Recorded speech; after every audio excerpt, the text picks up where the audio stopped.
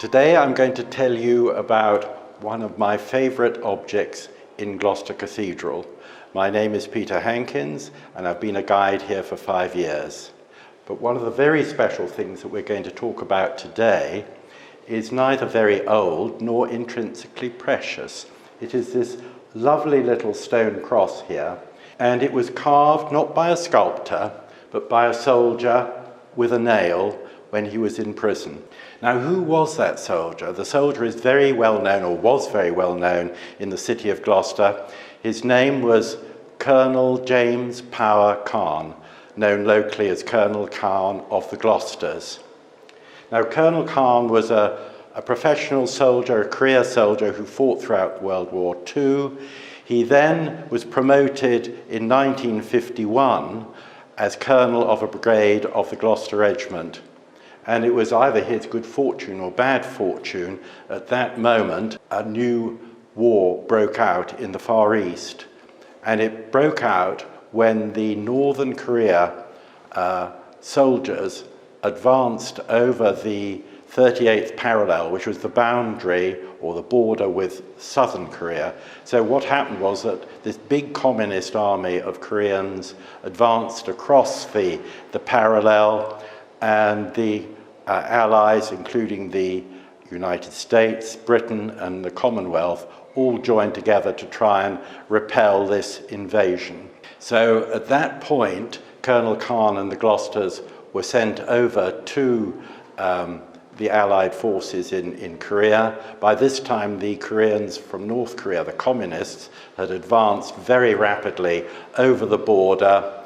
And of course, at this point, there is no sign of our little cross. So I have to tell you the backstory, which starts actually at the beginning of the war in April 1951. As I say, the invasion took place then. The Allies soon were very successful in pushing the communists back over the border, but at that point all hell let loose because the Chinese joined in the war, the Chinese communists, and thousands of extra troops joined the Northern Koreans. And so quickly the Allies were in retreat. It looked as if they were going to cross the famous Imjin River and take the capital of South Korea, which is Seoul. And in order to stop them, the Commander-in-Chief asked Colonel Carne and the Gloucesters to guard the retreat of their army, which he did at the Imjin River. Unfortunately for Colonel Carne, with his brigade of 700 brave men, he was facing over 7,000 and probably more Chinese and Koreans. They are vastly outnumbered, but they still managed to guard the crossing point of the river for the best part of 2 days.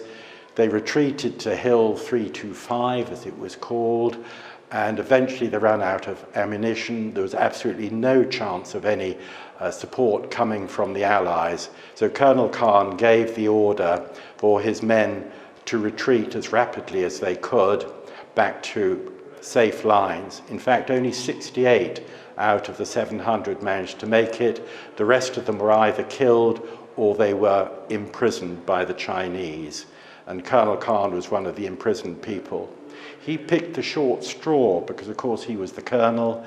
He was made an example of when they got to the concentration camp. He was placed in solitary confinement. And that is when the story of the cross really begins. Because Colonel Carne was on his own for the best part of 2 years. He was brainwashed, he was tortured, and the only thing that kept him going was carving this little cross and his faith in the Christian God. So after 2 years and nearly dying, there was an armistice signed in the autumn of 1953. The colonel and what remained of his men came back to Gloucester. He brought back this little cross and gave it to the cathedral.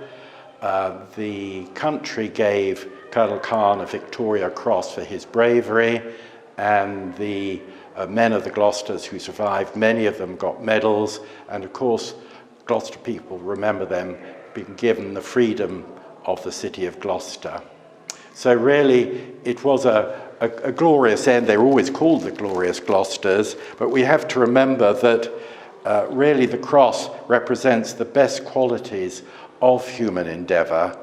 We've got the raw courage of Colonel Carne and his men, his very few men, his leadership against overwhelming odds, his steadfastness against an almost certain death, which he didn't in fact suffer. But then at the bottom of it all was his faith in God, which sustained Carne through those 2 years, and that supported him through his ordeal. So it really represents an awful lot of what is good, and we're very proud to have it in the cathedral. Thank you very much.